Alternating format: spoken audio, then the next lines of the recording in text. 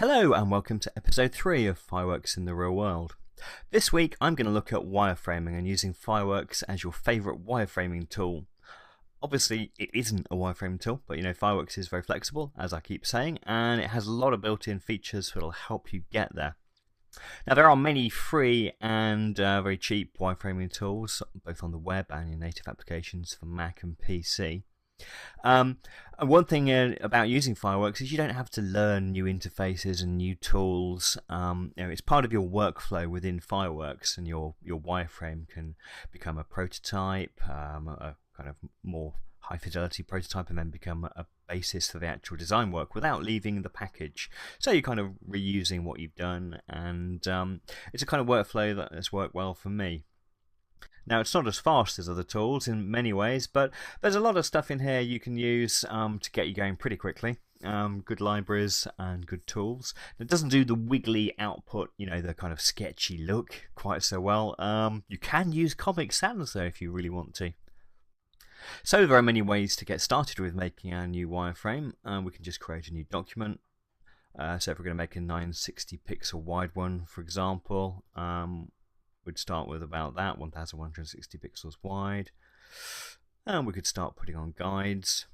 You can double click the guides after you've dragged them on and just put them in the right place. So we can put one there, one there. So we can actually work to the right pixel dimensions, which is, I find, quite useful to give you a better idea of what's actually going to fit on a page. Sometimes in wireframing tools it's just I'm quite tempting to just start pulling things on really quickly, and you kind of lose track of what the actual size of the page is and what the size of elements really are. So I find it useful to do it pretty much at pixel size. And let's for a moment forget that responsive design exists, and we're gonna make the assumption that we're gonna just wireframe a 960 pixel wide screen to get going. Another way to get started is by using one of the actual built-in templates, which are very useful. So if you do new from template, second option on the file menu, we get some default library components. I think this was new from CS5. So there's various useful things in here. So there's some basic templates for mobile. There's some pre-built web stuff which you might want to have a look at, but I find the most useful one is, even though there's wireframes on the list, these are actually wireframes which are ready built, which might be worth looking at, and you might be able to take a few things from those. But grid systems I find the most useful. So if we stick to a 960 grid, we can preview it. Gives us a little idea of the different column formats. A little preview. So if we open that, there we go. We've now got a 960 grid wide. What's that one? 24 columns. We can actually swap it here. So I want 16 columns. So that gives you a pretty good way to get started with no effort at all. Now there are also some really good extensions, like plugins for Fireworks, which will create grid systems for you. One of those is made by a guy called John Dunning at johndunning.com. He makes a really good grid extension. He makes lots of good extensions. And this allows you to kind of quickly create your own grid system, and it will add all the guides and grid and everything else that you want it to by whatever you select here. Now I've got a grid over a grid, which is really confusing, but you get the idea. So it basically creates layers of elements which you can use to set up your grid. But let's just use the built-in template to get going. Now you'll see it's created a series of folders which are all locked. So I'm not going to touch those. I'm going to leave those as they are, and we'll get going with a new folder for all of our stuff. Now another great feature of Fireworks is the built-in common library of objects. Now in here you'll find all kinds of helpful stuff, from buttons, cursors, lots of HTML components. There is a whole set of iPhone interface elements. So if you were wireframing for an iPhone, very big iPhone, there's all the kind of preset interface elements in here to get you going. There's also well, there's Windows 7 as well, which could be useful. So you can either drag them from the library or the top preview window there. Now there's also a lot of Windows specific and Mac specific interface elements that will mimic how things look on the two different operating systems. And useful for us at the moment is one that's just simply called wireframe. So lots of useful elements in here, like accordions, quick ideas on comments and that kind of thing. They don't allow too much customization, but you can. These are all built-in symbols, so you can double-click on them, which takes you into the symbol, and then you can edit the text. But they don't scale quite as nicely as other tools, other wireframing tools, which allow you to just stretch things, and they make life really easy. But they can give you somewhere to get started. Quite often, though, I must admit, I simply use the very simple rectangle and text tool, and that's quite enough. Unless there are some other pre-built components I don't want to do. But usually, I find just drawing the things, because this is supposed to be very rough, I might just put a big box that says comments rather than having a component that looks like a load of comments. Keeping it as simple as possible. So let's create our wireframe using just the default rectangle tool and text tool. So these snapping to the guides should make sure that in the view menu guides that's all ticked. So we should be locking to the guides, which will just make positioning easier. So let's just do this really quickly. I usually just stick to shades of grey. Pete's Pet Parlour. So we're going to make a pet shop site. It's always a common demo site, isn't it? A pet shop. I guess they're nice and simple. So I might speed this up, although there might be something in here as I'm going along that might be useful. So I'll just try and do it as quickly as possible. So, okay, well, Alt is quite useful. If you press Alt and just drag, you can just replicate things. So let's just create the menu like that. So we have home, animals, accessories. I'm not going to worry about the spacing just yet. Food. Okay, let's just have that many about us.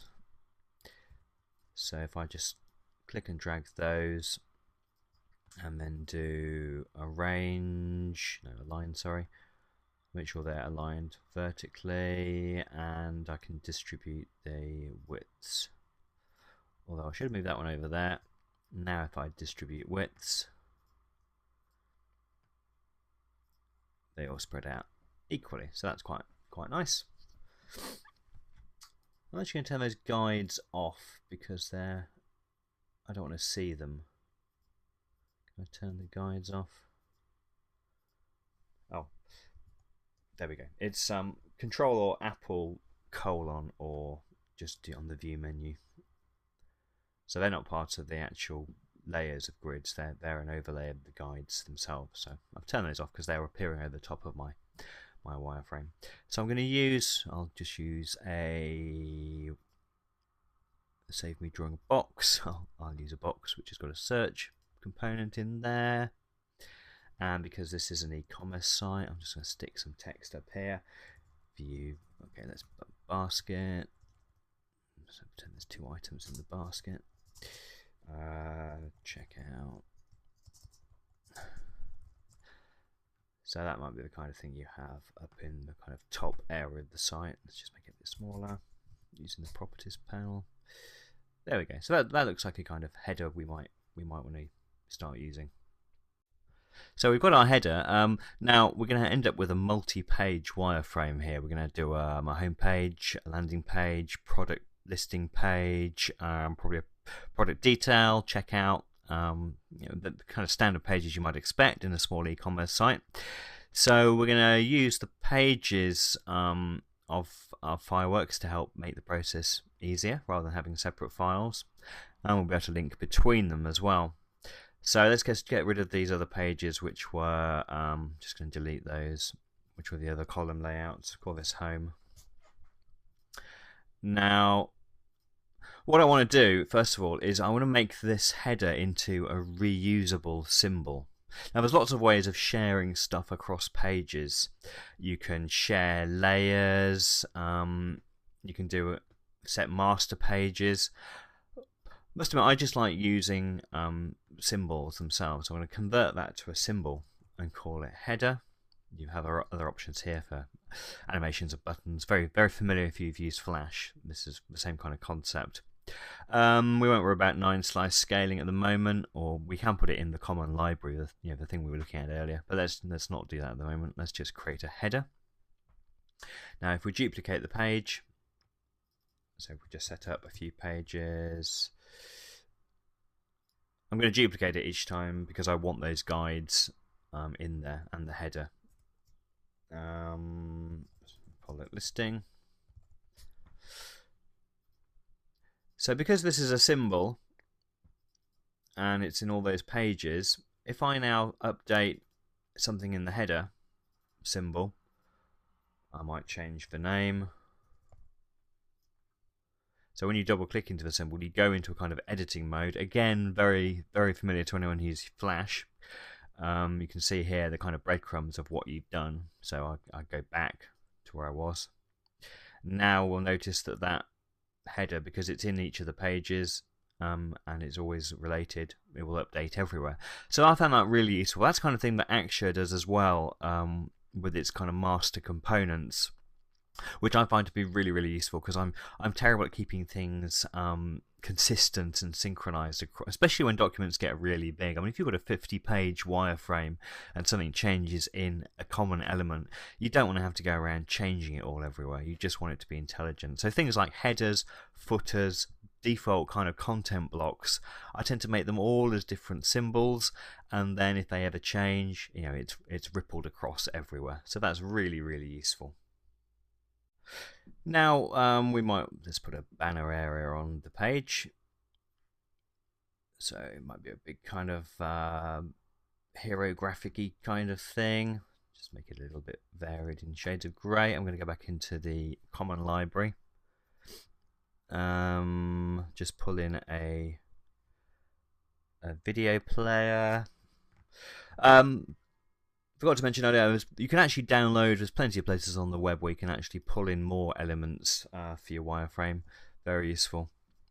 I just realised why that iPhone was so big as well. That's because I guess these are all Retina graphic sizes, so they're kind of double size to give you the proper Retina resolution.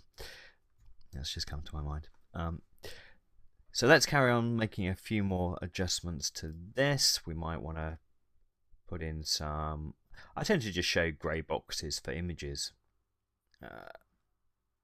Sometimes I put a cross through them to make it obvious, or I might even use a quick black and white photo. So I'm pressing Alt again just to repeat these. So we're going to have some featured elements down here. I'm going to put in some text. Now, usefully, Fireworks comes with a lorem ipsum generator. I would recommend, let's put it up there. I would recommend that actually, you put real content in where you can, but for the purposes of this, let's just use the generator. So I've created a text element with the text tool over on the left, and I've gone to commands, text, lorem ipsum. Again, there are extensions for giving you much greater control of lorem ipsum, producing a certain number of bullet points or paragraphs, that kind of thing, which can be useful. So let's just quickly do a little bit more on this. So we've got some feature boxes. I might just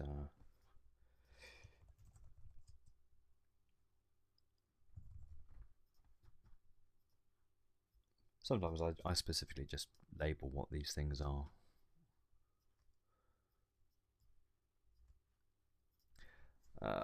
Let's put a heading in.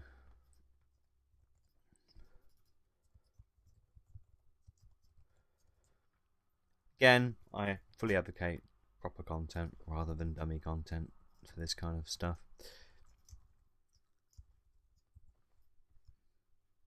This gives you a, oops, didn't press Alt. Just for demonstration, this will be fine. Okay, I'm going to leave it there as this is getting a bit long, and next time we'll create some more pages and create some more symbols to ripple across our wireframe site and start linking things together. Okay, see you next week.